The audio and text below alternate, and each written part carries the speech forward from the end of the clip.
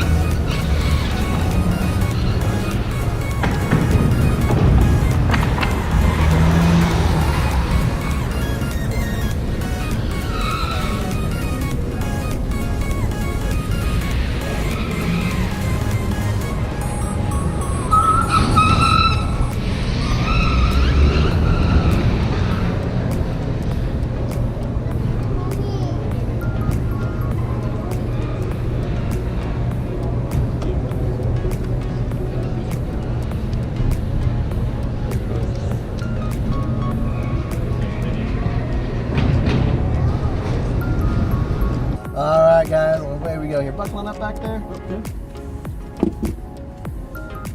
So yeah, all new Jaguar E-Pace here, sport compact SUV. Very, very fun vehicle. It's got a 2-liter 4-cylinder turbo engine. I think you're one over, yeah, exactly. It's pretty much in the middle one.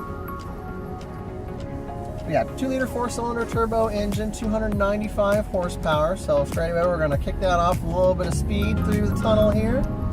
It's about 20 miles an hour on up over those articulation ramps. They're about 18 inches tall, so again, just nice and smooth. Don't really feel like it's an object that big. Into reverse, nice size rear view camera there, 10.2 inches. Whip us on around, get us lined up with the tunnel here. Some of these tight horseshoe turns I really love because it showcases how well the all-wheel drive system does. So, right through here, like I said, you feel, normally if you turn this tight in an all-wheel drive, the front will be fighting the rear.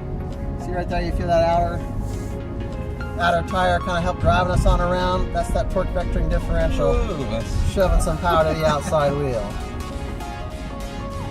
Anything through here. See right there, it felt it kind of drive us on around this slick surface here. Alright, and back in we are.